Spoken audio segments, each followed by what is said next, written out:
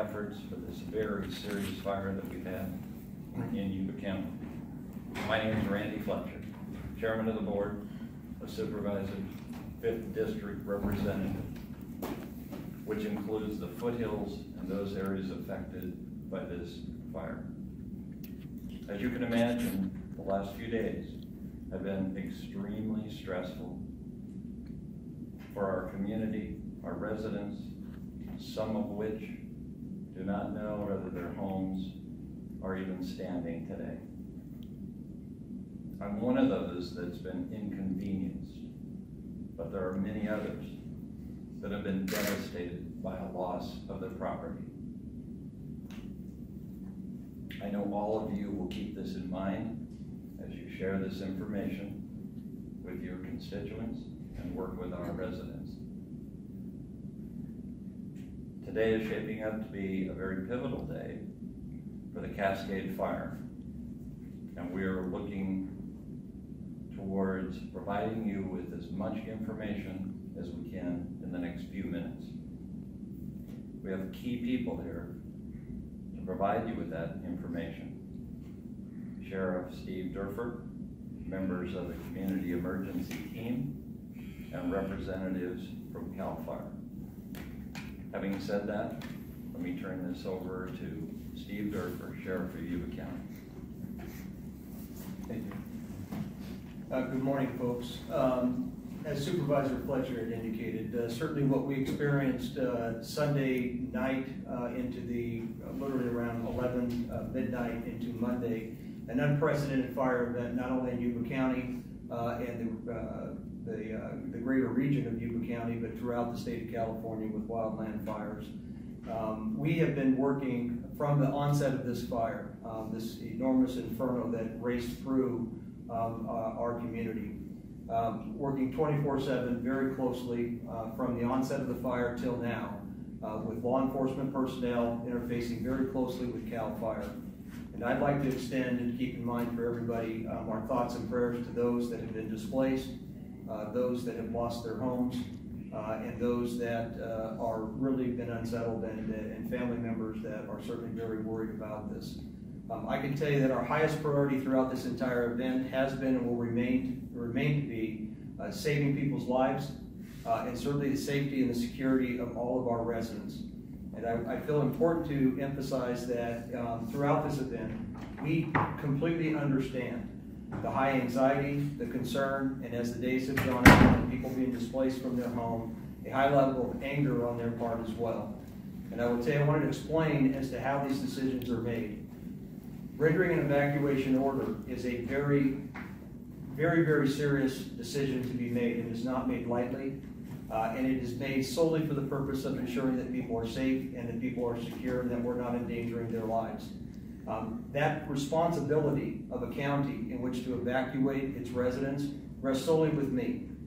And I speak for every elected sheriff in the state of California. It is our decision at the end of the day as to what areas should be evacuated, what shouldn't, should we allow individuals back in or not. And that decision has been made with the very close input of the fire experts from CalFire. And we have, those areas that we have been holding to this point now of a mandatory evacuation has been rendered by the input of CalFire based on what they know to be or potentially to be life-endangering circumstances. So we're very sorry for those that have been displaced. We are experiencing a high level of anxiety and anger at each of our roadblocks and certainly within our call centers, and I understand that. We are yearning and asking, please, residents, to work with us, understand the situation that we are confronted with and what it is that we are trying to accomplish here. We want nothing more and have been working and been mindful of it from day one of getting you back into your homes as soon as we possibly can. Now, we were about 36 hours into this event when we were able, again, working closely with CalFire, to allow and substantially and respectfully reduce the footprint of our mandatory evacuation area. The pivotal moment for this fire, and I believe the CalFire folks coming after me will verify this, that literally going into last night was a very defining moment for the Cascade Fire. And it really was to see what the winds were going to do and what the fire conditions and any substantial change in the footprint of our fire pattern. It was very positive of what happened through last night. I can tell you that throughout the night, in anticipation of a favorable morning, which we have experienced today, we have been working at the Sheriff's Department along with CalFire to even further reduce the mandatory evacuation area. And we have very high optimism that this afternoon we will be in a position to allow more residents to return to their homes and further reducing the area that will be under a mandatory advisory status. The details of when that will happen and what the new roadblocks will be forthcoming. We're continuing to work on that as we stand here right now in this press conference. I encourage all residents to continue to monitor the Yuba County's website as well as the Sheriff's Office and CalFire's website for alerts to that and to know when they may be able to repopulate. But that information is forthcoming, and we do expect a further reduction of the evacuation area this afternoon, well before we get into dark time. I do want to throw a few issues out to you. It is our estimate that we have evacuated in the realm of approximately, probably slightly more, 2,500 residents of Yuba County since the onset of this event. The question has been raised of fatalities. I can tell you that we have 2 confirmed fatalities in this fire. We have 2 that are very highly probable based on the circumstances that we have. And I feel comfortable at this point in time to say that we have experienced 4 fatalities as a result of the Cascade Fire. We have one particular individual that we are continuing to follow up on. So I will say that we have one pending possible fatality in this. So I'm comfortable saying 4 confirmed and 1 that we're still following up on. At this point in time, we don't have any other individuals that have been brought to our attention that we are looking for that may fall into a fatality range. That may change as we get further into the fire areas and are assessing the damage and looking into what is on these properties. To date, we have in excess of approximately conducted 100 welfare checks from family and loved ones asking us to see if we could locate their loved one. I can tell you that thus far, the vast majority of those, we have been able to locate those individuals.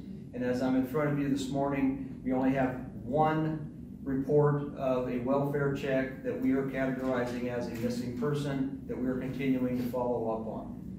At this point in time, I will tell you that we grieve for those that have been devastated by this fire.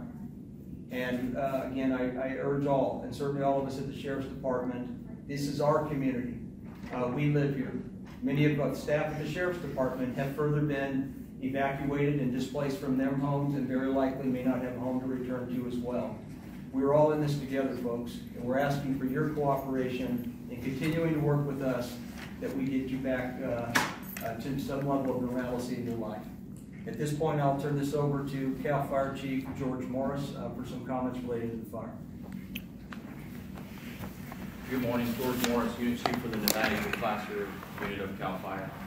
And Sunday evening, Sunday late night, the unit started to experience an increase in fire activity due to the extreme north wind. We were picking up fires all the way from the 9 o'clock hour on, and eventually these larger fires started, the Cascade Fire being the largest of them. We fought through the night. We had ordered an incident management team, one of 4 that are currently deployed in the state of California.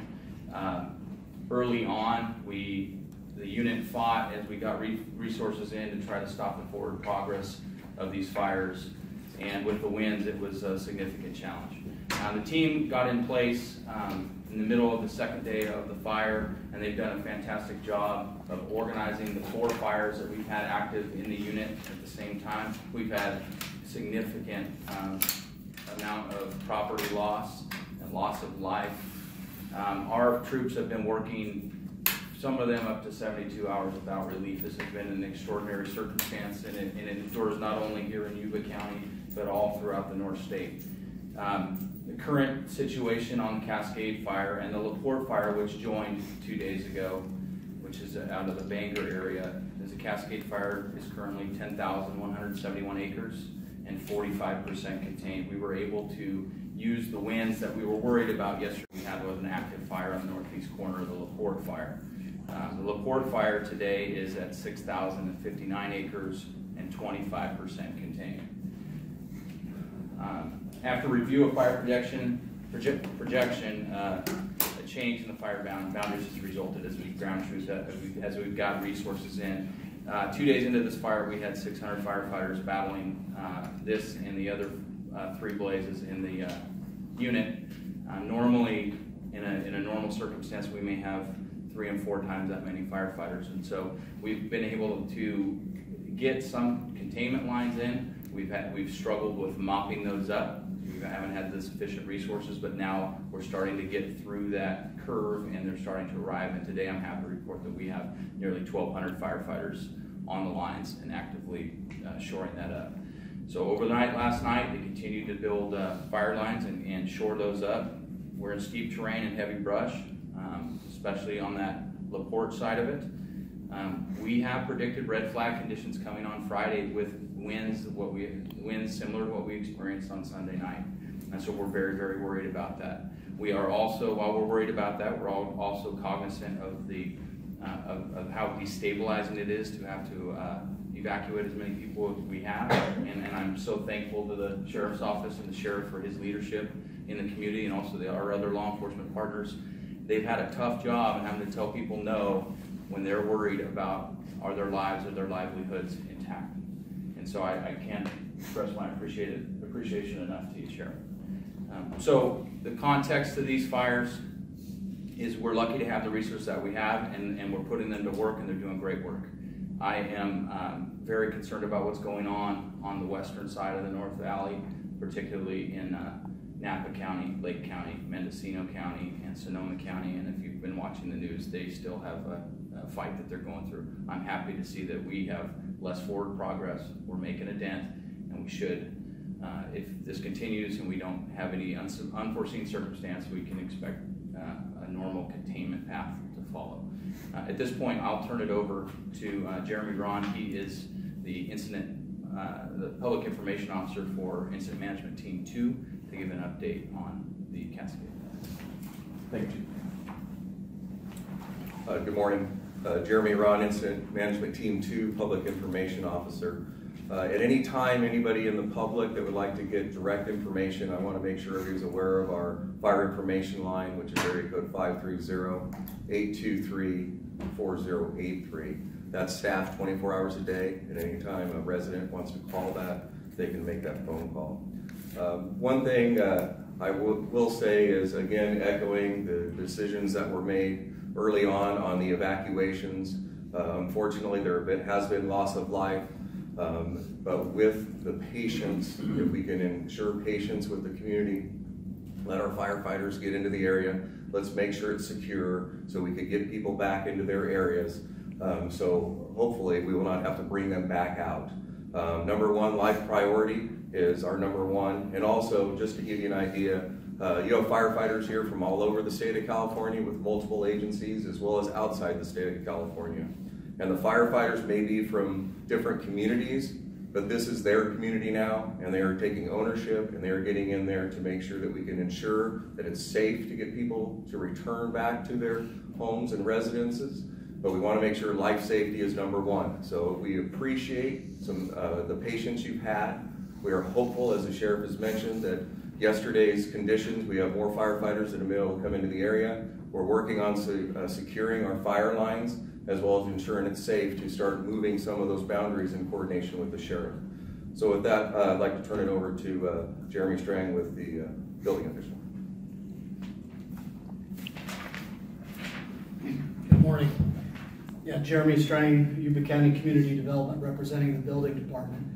The message is really the same. We're working tirelessly in the building department.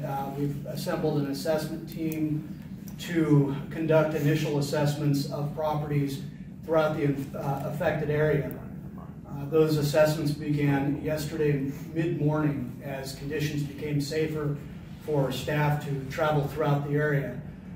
It is important to note that there are still many unsafe conditions, and those unsafe conditions definitely impact our ability to gather the information that everyone is very much waiting to hear.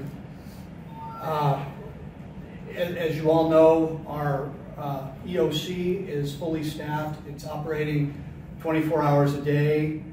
There are people there that can answer questions and give out information as it becomes available to them.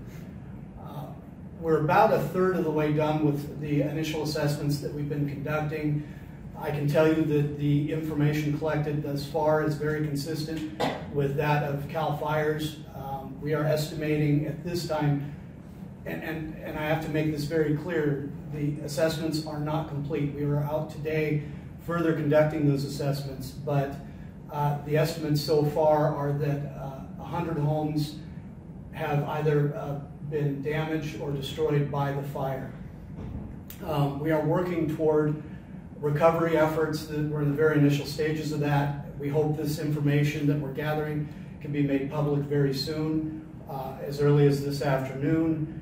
And we want to reiterate that the call center is open, and those recovery efforts that we are putting in place, we will keep the same phone number for residents that are affected. That number is 530-749-7700. And as we move toward recovery, those calls will be transferred to individuals that can better serve the questions that are being asked. And with that, I'll turn it back over to Sheriff Durfor. Thank you. Folks, at this point in time, we'll answer any questions that you may have. Sheriff mentioned 4 deaths. Is that specifically in Yuba County from Cascade Fire, or is that other fires involved in that? Yeah, that is so. I'm speaking. All the numbers I cited you are solely Yuba County Cascade Fire. How confident are you that you're not going to have to re-evacuate people that you're letting back in? Well, to every degree of evaluation, we, in working with CalFire, I mean, our comfort level satisfied. If their comfort level satisfied, then mine is. That we think it's a minimal risk that we would have to do it again.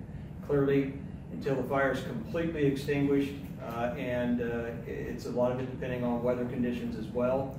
We do not anticipate that being the case. If we did, we would not be rendering this decision that we are. Where is it still burning? The fire was active on the northeast corner of it 2 days ago. There's pockets of fire well in the interior of it. We have constructed containment lines, but they're not shored up with mop-up efforts. So we may have removed the fuel between the edge of the fire and the green area, or the area that's unburned. But what we need to do is shore those up with mop-up activities, and that's applying water to those areas. So that's where our confidence level is coming in. Yes, we have lines, but we need them to be strong enough to hold should we see a wind event. So as far as there are active areas that are burning within the interior, but without a strong containment line.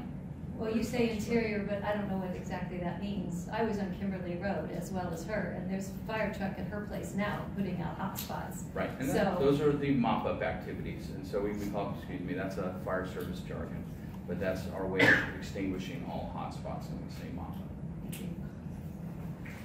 What's considered the northeast corner? Yeah. The northeast corner would be in the LaPorte Road, Darby Road area, in the Bangor area.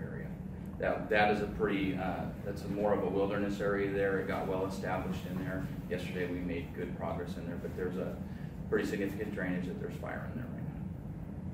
Do you have a cause on what happened on Sunday night? It's under investigation. Chief, where are the hot spots exactly pertaining to the Cascade Fire? Do we have specific roads, specific hot spots that you can kind of relay to us so we can give our viewers a better idea of what, the rest of the 45% that hasn't been contained? Where is it active? Yeah, that's tough. That's difficult to answer. I mean, you've got a 10,000 acre fire, and most of it is still has hot spots because we haven't had this mop-up activity. So in a general sense, I would say 85% of that fire is still considered a hot spot until we can get in there and mop it up effectively. Sheriff, what percentage do you think you're letting back in compared to how many are still being evacuated or asked to be evacuated? That's a question to be difficult for me to answer. I don't know that I can answer that question. Do you know how many you're currently evacuated? I'm sorry? the rough estimate of how many people are currently evacuated? We're estimating that we had evacuated approximately 2,500 on its onset. I can't give you an accurate read, and I hate to venture to guess.